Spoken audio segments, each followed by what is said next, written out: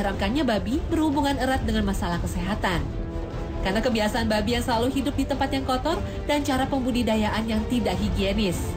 Karenanya, memakan daging babi dapat menyebabkan sedikitnya 70 jenis penyakit masuk ke dalam tubuh manusia. Seseorang dapat menderita berbagai helminthes atau cacingan seperti cacing gelang, cacing kremi, cacing pita, dan lain-lain. Cacing-cacing ini dapat merusak hampir semua organ tubuh. Meskipun dimasak dengan cara yang benar, telur cacing dalam daging babi tidak mati dimasak dengan normal. Salah satu sebab yang dapat mengakibatkan hipertensi dan serangan jantung yaitu mengendapnya lemak babi di dalam tubuh manusia, karena lemak babi mengandung bahan untuk bangunan.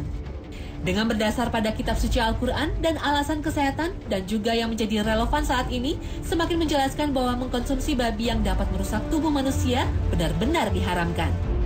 Dalam Islam, setiap perintah Allah SWT pasti mempunyai tujuan yang terkadang manusia tidak mengetahuinya, dan umatnya mempunyai tugas untuk mematuhi perintahnya dan menjauhi larangannya.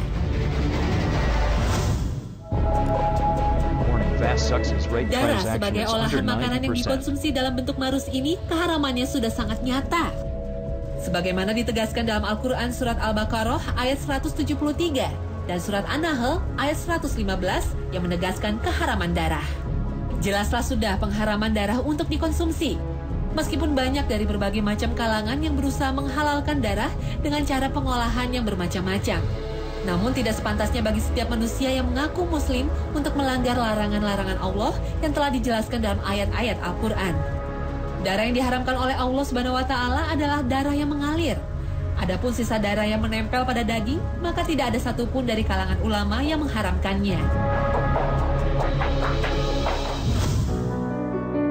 Bangkai atau hewan yang mati bukan karena disembelih atau diburu. Hukumnya jelas, haram dan bahaya yang ditimbulkan bagi agama dan tubuh manusia sangat nyata. Sebab pada bangkai terdapat darah yang mengendap sehingga sangat berbahaya bagi kesehatan. Bangkai ada beberapa macam. Yang pertama al-munkanikoh, yaitu hewan yang mati karena tercekik baik secara sengaja atau tidak. Al-maukudoh, yaitu hewan yang mati karena dipukul dengan alat atau benda keras atau mati karena disengat listrik.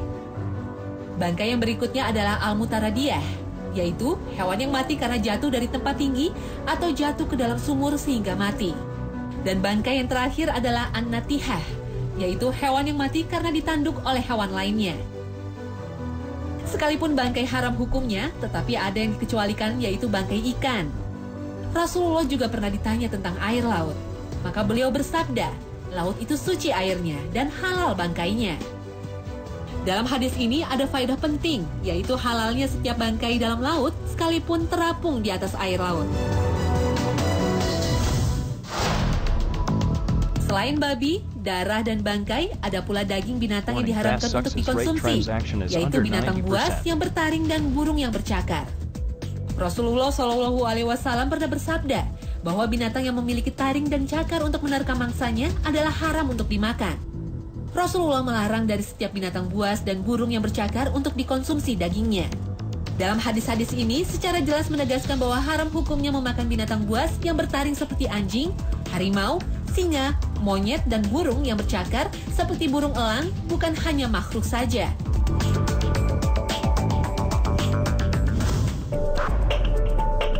Sejauh ini belum ada dalil dari Al-Quran dan hadis yang sahih yang menjelaskan tentang haramnya memakan hewan yang hidup di dua alam, laut dan darat. Binatang yang hidup di dua alam asal hukumnya adalah halal, kecuali ada dalil yang mengharamkannya. Katak misalnya. Katak diharamkan bukan karena habitatnya yang hidup di dua alam. Katak secara mutlak diharamkan karena termasuk hewan yang dilarang dibunuh. Imam Syafi'i dan para sahabatnya mengatakan, setiap hewan yang dilarang dibunuh berarti tidak boleh dimakan. Karena jika seandainya boleh dimakan, tentu tidak akan dilarang membunuhnya.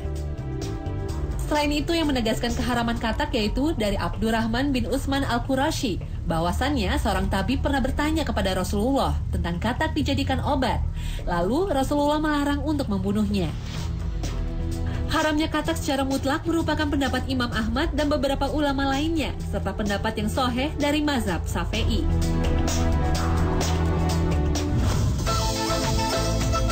Nah, pemirsa Hasanah, usai sudah rangkaian informasi menarik Hasanah pagi ini. Semoga semua sajian kami bermanfaat dan menambah hasanah pengetahuan Islam dunia Anda. Saksikan terus Hasanah Ensiklopedia Islam Dunia setiap Senin hingga Jumat pukul 5 pagi waktu Indonesia Barat. Terima kasih atas perhatian Anda dan wassalamualaikum warahmatullahi wabarakatuh. Oil and gas success rate transaction is under 90%.